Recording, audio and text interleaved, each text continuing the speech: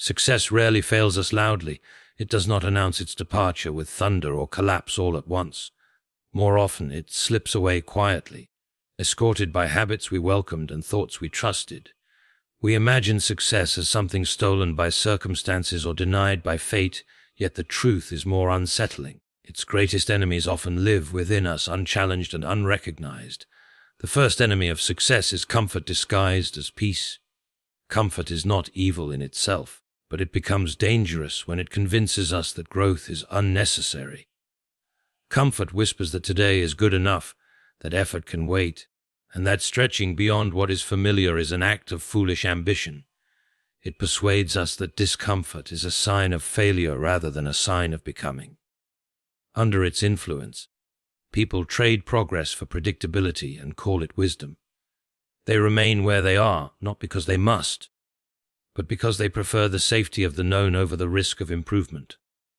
Comfort does not destroy success outright. It gently persuades us to stop pursuing it. The second enemy is fear that pretends to be wisdom. Fear is clever. It rarely announces itself honestly. Instead, it dresses itself in reasonable language. It says, "Now is not the right time," or "You should wait until you are more prepared," or "What if this goes wrong?" Fear convinces us that avoidance is maturity and hesitation is intelligence. Yet wisdom does not paralyze action, it guides it. Fear, on the other hand, ensures that many lives remain unlived and many abilities unused. Countless people never fail because they never begin, and they call this caution, unaware that fear has quietly become their master. The third enemy of success is pride wearing the mask of self-respect.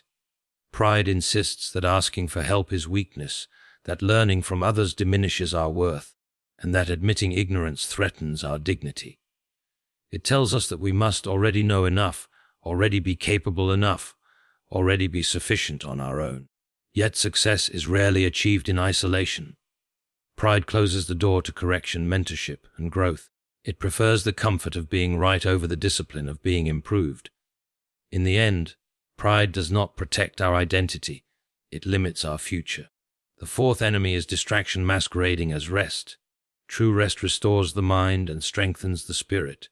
Distraction merely dulls them. In an age filled with noise, constant stimulation convinces us that we are resting when we are actually escaping. Hours disappear into activities that demand nothing from us and return nothing to us. Distraction fragments attention, weakens discipline, and erodes the ability to focus deeply. Success requires sustained thought and intentional effort, but distraction trains the mind to resist both. Over time, the capacity for meaningful work is exchanged for endless diversion. The fifth enemy of success is excuses that sound like logic. Excuses are rarely absurd, they are usually reasonable. They appeal to facts, circumstances, and comparisons. They explain why someone else can succeed but we cannot, why conditions are unfair, why responsibility lies elsewhere. Excuses offer relief from guilt but demand payment in progress. Each excuse postpones accountability and weakens resolve. While reasons can be valid, excuses become dangerous when they replace ownership. Success belongs to those who accept responsibility even when circumstances are imperfect. Finally, beneath all these enemies lies impatience that undermines growth. Success often unfolds slowly, but impatience demands immediate results. When progress feels delayed, impatience tempts people to abandon worthy pursuits or compromise principles for shortcuts. It forgets that maturity, skill, and character develop over time. Impatience does not merely hurry the process, it often destroys it. Those who endure are not always the most talented, but they are frequently the most patient. In the end, success is less about defeating the world and more about confronting ourselves. The enemies of success do not attack from outside, they persuade from within. To recognize them is the first act of wisdom. To resist them is the beginning of transformation. Comfort is one of the most convincing deceivers in the human experience because it rarely presents itself as an enemy. It does not arrive with force or demand surrender. Instead, it offers reassurance. It tells us that where we are is acceptable, that the effort required to move forward may be unnecessary, and that stability is preferable to strain. Comfort speaks in gentle tones, promising peace, yet the peace it offers is shallow and easily mistaken for fulfillment. It convinces people that remaining unchanged is a form of wisdom, when in reality it is often a quiet refusal to grow. What makes comfort especially dangerous is that it slowly reshapes our definition of success. Rather than striving to become more capable, disciplined, or purposeful, we begin to measure success by how little discomfort we experience. We start asking not whether something will make us better, but whether it will inconvenience us. Over time, ambition is replaced by routine, and potential is exchanged for predictability. The mind begins to defend the familiar, even when the familiar is limiting. Because comfort trains us to fear disruption more than stagnation, comfort also dulls our sensitivity to inner dissatisfaction. At first, there is a faint awareness that something is missing, a quiet sense that we were meant for more. Yet comfort quickly offers distractions to silence that voice. It provides entertainment, convenience, and endless small pleasures that keep us occupied without ever making us fulfilled. Eventually, the absence of purpose no longer alarms us. It simply becomes normal. We mistake the absence of struggle for the presence of peace, not realizing that true peace often follows effort, not avoidance. Another subtle way comfort undermines success is by redefining effort as extremism. Any demand for discipline begins to feel unreasonable. Waking early seems unnecessary. Practicing patience feels optional, and perseverance appears excessive. Comfort persuades us that excellence requires too much, and that moderation means doing only what feels easy. Yet, growth has never been gentle in its demands. Muscles strengthen through resistance, understanding deepens through challenge, and character is refined through responsibility. Comfort resists all three because it thrives on minimal exertion. Comfort also encourages delay. It tells us there will always be time later, that urgency is a sign of recklessness. Dreams are postponed with the promise of future readiness, and intentions remain safely in thought rather than risk being tested by action. This delay feels harmless because nothing appears lost in the moment. Yet days become years, and years become a lifetime of near beginnings. Comfort does not forbid action. It simply convinces us to wait until motivation feels effortless, a day that rarely arrives. There is also a moral dimension to comfort that is often overlooked. Comfort teaches us to avoid responsibility when it threatens convenience. We begin choosing what is easiest rather than what is right or necessary. Difficult conversations are avoided, commitments are softened, and personal standards are quietly lowered. In doing so, comfort weakens integrity, because integrity requires the courage to act even when it costs something. Success, in any meaningful sense, depends on this courage, yet comfort consistently erodes it by making sacrifice appear unreasonable. Perhaps the greatest tragedy of comfort is that it creates the illusion of safety while slowly shrinking the soul. A life built entirely around comfort becomes fragile, easily disturbed by change or challenge. When difficulty inevitably arrives, as it always does, the untrained mind and undisciplined will struggle to endure it. Comfort does not prepare us for hardship, it leaves us vulnerable to it. In contrast, those who regularly choose growth over ease develop resilience, depth, and quiet strength. Comfort, when mistaken for peace, leads people to protect their current state rather than pursue their future self. It asks for little and gives even less, yet it demands loyalty. To move beyond it requires a willingness to feel uncomfortable, to question familiar patterns, and to accept that true peace is not found in avoidance, but in alignment with purpose. Comfort may offer rest, but success demands readiness, and readiness is born not in ease, but in deliberate effort. Fear rarely announces itself as fear. If it did, many would resist it immediately. Instead, it approaches the mind dressed in the language of reason, caution, and maturity. It presents itself as thoughtful restraint, urging delay under the guise of preparation. It warns of potential loss, embarrassment, or failure, framing these warnings as signs of intelligence. In this way, fear gains authority by pretending to be wisdom, and people begin to trust it without question, mistaking paralysis for prudence. One of fear's most effective strategies is exaggeration. It magnifies uncertainty until every possible outcome appears catastrophic. A single mistake is imagined as permanent ruin, a rejected idea as lasting humiliation. Fear convinces the mind that risk is inherently irresponsible, even when the cost of inaction is far greater. By focusing attention on what might go wrong, fear distracts from what could go right, narrowing the field of vision until possibility itself feels dangerous.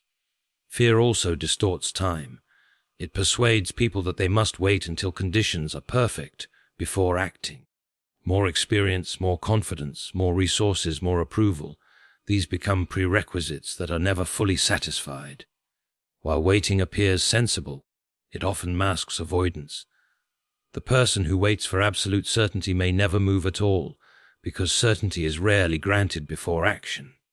Growth is learned through engagement, not observation, yet fear convinces us that safety lies in delay. Another way fear masquerades as wisdom is by appealing to reputation. It warns us of judgment, reminding us how visible failure can be. Fear suggests that preserving an image is more valuable than pursuing truth or growth. It teaches people to value appearing competent over becoming capable. As a result, many avoid challenges that might expose weakness, even though those challenges are precisely what would strengthen them.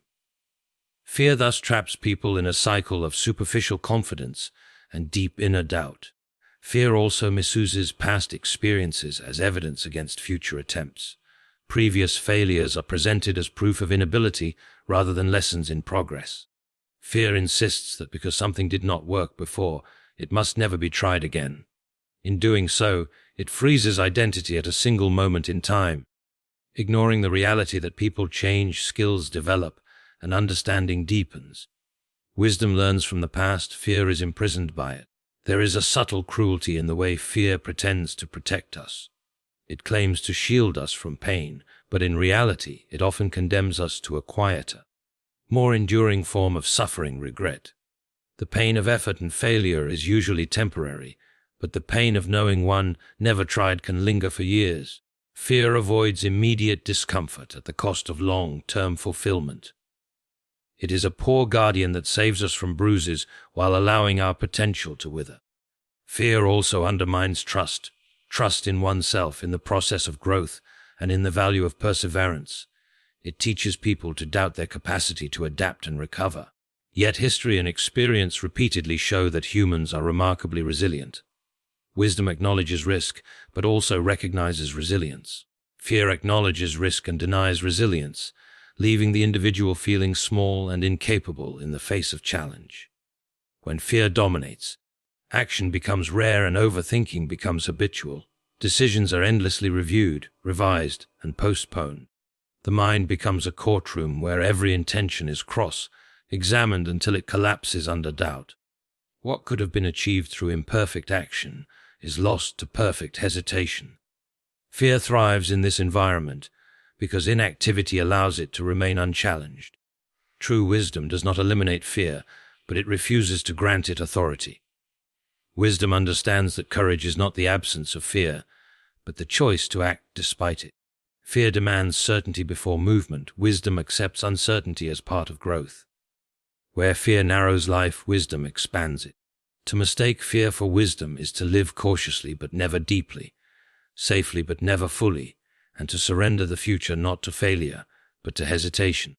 Pride is one of the most subtle enemies of success because it rarely appears as arrogance in its early stages. More often, it presents itself as dignity, independence, and self-respect. It tells a person that they must stand on their own, that needing guidance diminishes their worth, and that admitting uncertainty exposes weakness. This form of pride feels reasonable, even admirable, because it aligns with the desire to be competent and respected. Yet beneath this polished surface lies a quiet resistance to growth, for growth almost always requires humility. One of pride's most damaging effects is its refusal to learn. When pride wears the mask of self-respect, it convinces individuals that they already know enough, or at least that they should. Questions go unasked, feedback is dismissed, and correction is interpreted as insult rather than instruction. The proud mind becomes a closed room where no new light is allowed to enter. Success, however, demands continuous learning, and learning begins with the admission that one does not yet fully understand. Pride resists this admission because it threatens the image a person has carefully constructed of themselves. Pride also interferes with the ability to receive help. It insists that accepting assistance creates dependence or exposes inadequacy. As a result, people struggle alone with burdens that were never meant to be carried in isolation. Opportunities for mentorship, collaboration, and shared wisdom are quietly declined. Pride calls this strength, but it is often fear in disguise, the fear of appearing less capable than others. In truth, the willingness to receive help is not a weakness, but a recognition of reality. No meaningful success is achieved entirely alone. Another way pride undermines success is through defensiveness. When pride governs the heart, criticism feels like a personal attack rather than a useful tool. Even well-intended advice is met with resistance, and mistakes are explained away instead of examined. Pride prefers justification over correction. This defensiveness prevents honest self-assessment, which is essential for improvement. A person cannot grow beyond what they are unwilling to confront, and pride ensures that uncomfortable truths remain ignored. Pride also distorts ambition by tying worth too closely to performance. When success becomes the sole measure of value, failure feels unbearable. As a result, the proud person may avoid challenges where success is uncertain, choosing instead situations where their competence is already proven. This creates a false sense of confidence built on repetition rather than development. True growth requires the courage to risk failure, but pride fears failure because it threatens identity. Thus, pride limits progress by confining individuals to what they can already do well. There is also a moral blindness that accompanies pride disguised as self-respect. It convinces people that admitting fault will diminish their authority, so responsibility is shifted elsewhere. Apologies become rare, accountability becomes selective, and relationships suffer as a result. Yet leadership, influence, and lasting success are strengthened, not weakened, by integrity and humility. Pride may preserve appearance in the short term, but it erodes trust over time, and trust is foundational to any enduring achievement. Pride further isolates individuals by creating invisible barriers between themselves and others. It fosters comparison rather than connection, competition rather than cooperation. Others are seen as threats to status rather than partners in purpose. This mindset breeds loneliness, even in crowded environments. Success attained in isolation often feels hollow because it lacks shared meaning. Pride may protect ego, but it starves the soul of genuine relationship and shared accomplishment. Perhaps the greatest deception of pride is that it convinces people they are protecting themselves, when in reality they are imprisoning themselves. By refusing humility, they refuse growth. By defending image, they abandon potential. By insisting on self-sufficiency, they reject the very processes that lead to excellence. Humility does not erase self-respect, it grounds it in truth.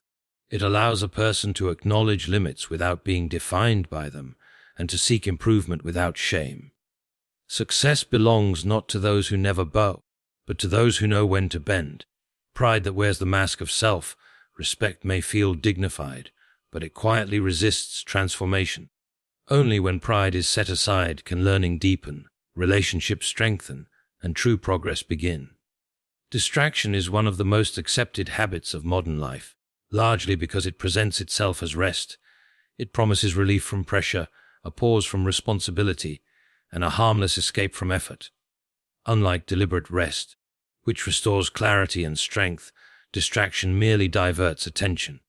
It occupies the mind without nourishing it, leaving a person feeling momentarily entertained but ultimately unchanged. Because distraction feels pleasant and socially normal, its damage often goes unnoticed until focus, discipline, and depth have quietly eroded. The danger of distraction lies in its ability to fragment attention. Success requires sustained thought, deliberate effort, and the ability to remain present with difficult tasks. Distraction trains the mind to do the opposite. It conditions us to seek constant stimulation, to move quickly from one input to another, and to abandon anything that demands patience. Over time, concentration becomes uncomfortable and silence feels unsettling. The mind, once capable of deep engagement, becomes restless and easily fatigued, resisting the very conditions under which meaningful work is accomplished. Distraction also creates the illusion of business without productivity. A person may feel occupied all day, yet produce very little of lasting value. Messages are checked, feeds are scrolled, videos are watched, and opinions are consumed, but nothing substantial is built. This constant activity provides a false sense of accomplishment, as though movement itself were progress. In reality, success depends not on how busy one appears, but on what one deliberately chooses to give attention to. Distraction ensures that attention is scattered rather than invested. Another subtle harm of distraction is its effect on self-discipline. Each time attention is surrendered to impulse, the ability to resist impulse weakens. Distraction trains immediate gratification at the expense of long-term reward. Tasks that require persistence begin to feel intolerable, and goals that demand consistency are quietly abandoned. The individual becomes governed by mood rather than purpose, choosing what feels easiest in the moment rather than what matters most over time. Distraction also dulls self-awareness. Quiet moments, though often uncomfortable, are where reflection occurs. They allow a person to examine motives, recognize shortcomings, and realign with purpose. Distraction prevents this inner examination by filling every pause with noise. As a result, people may move through life without ever confronting what they truly want or who they are becoming. Without reflection, direction is lost, and success becomes accidental rather than intentional. There is also a relational cost to distraction. Presence is one of the most valuable gifts a person can offer, yet distraction steals it. Conversations become shallow, listening becomes partial, and relationships suffer from divided attention. Trust and influence are built through attentiveness, and success in leadership, collaboration, and community depends on the ability to be fully engaged with others. Distraction weakens these bonds by teaching the mind to be elsewhere even when physically present. Distraction often thrives because it is mistaken for recovery. True rest requires boundaries, intention, and often effort. It involves stepping away from certain demands to restore strength for what matters most. Distraction, however, avoids intention. It fills time indiscriminately, leaving the individual neither rested nor renewed. After long periods of distraction, people often feel more tired than before, yet continue seeking the same escape, unaware that it is the source of their exhaustion. Over time, distraction reshapes values. What is immediately engaging begins to feel more important than what is deeply meaningful. Patience is replaced by urgency, depth by novelty, and wisdom by information. Success, which depends on clarity, perseverance, and thoughtful decision-making, becomes increasingly difficult to attain. The mind, trained for interruption, struggles to sustain vision. Distraction does not demand abandonment of purpose. It merely asks for small, repeated concessions of attention. Each concession seems insignificant, but together they form a habit of avoidance. While rest strengthens the capacity to pursue success, distraction slowly dissolves it. Without conscious resistance, the mind becomes a servant to whatever calls for attention next, and success quietly yields to noise.